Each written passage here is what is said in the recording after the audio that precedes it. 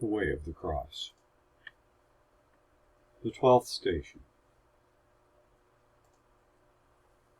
Every year during Holy Week, the week prior to Easter, I have the privilege of proclaiming the Passion of Jesus at our church services.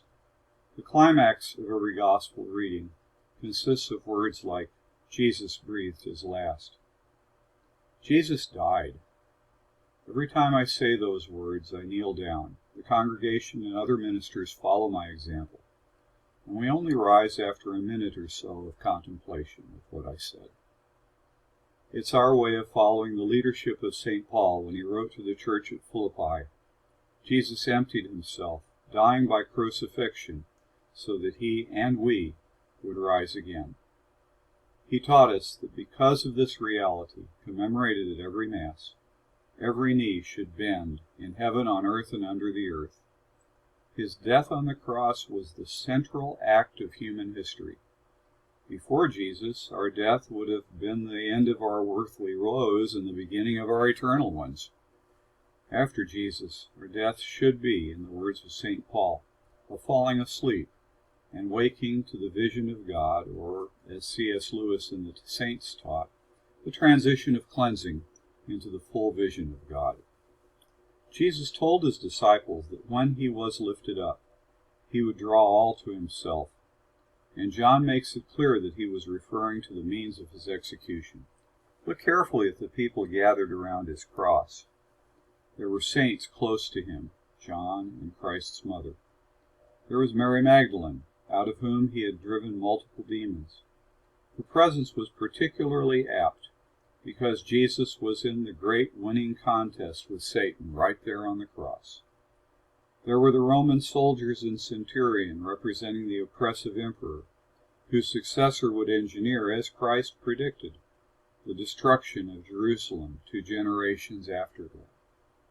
And we must not forget the bullies of the drama, the scribes and Pharisees and high priests, who were usually at each other's throats, but temporarily united in sending Jesus to death in order to preserve their power. All of mankind was represented as Jesus earned their salvation, and it would be available to them if they would only believe in him and his mission. They yelled at Jesus, defying him to come down from that cross and be the Messiah that they wanted, not the Messiah that God wanted. But one more thing. There were the 2 robber insurrectionists on that stage, one of whom joined in the mockery, but the other admitted his sin and turned in faith to Jesus. He had seen the inscription over Jesus' head, Jesus of Nazareth, King of the Jews, and he asked to be remembered when this dying rabbi came into his kingdom. Jesus promised him that he would be his first redeemed saint. Just an hour later, all humanity, good and bad, powerful and weak, all humanity was represented. We need to understand the final words of Jesus as his muscles began to give out and make it impossible to him to push up on the nails that bound his feet so that he could grab a breath of air. In a real sense, the drama on the cross was a conclusion of the Passover meal he'd celebrated with his apostles on the previous evening. Scholars tell us that 2 actions were missing from the Last Supper. First, there is no Passover lamb being shared. There is bread and wine, but no lamb, the sacrificial participant at the feast. The reason, of course, is that Jesus Christ was offering himself, his body and blood, to the disciples as a new and singular paschal lamb. His resurrected self would become the Lamb of the book of Revelation, and the bridegroom of the church, his bride. The second and less obvious omission at the Last Supper is the final cup of wine, the 4th cup of the Seder meal. The apostles and Jesus terminated the meal early and entered the Garden of Gethsemane, where they prayed, and some slept. And Jesus entered profound anguish as he struggled with angelic help to maintain his commitment to his saving mission.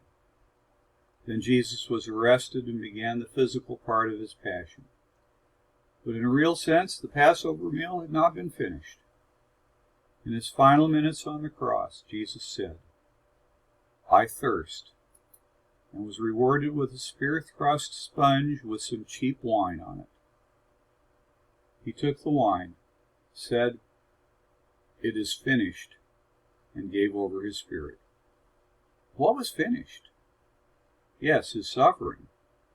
But with the final sacrifice of the true Paschal Lamb, the Lamb of God, Jesus, the last Passover supper was also complete.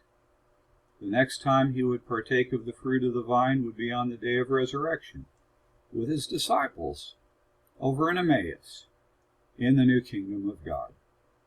The whole of the action between the Last Supper and the final cup of wine on the cross made complete the sacrifice that takes away the sins of the world, yours and mine.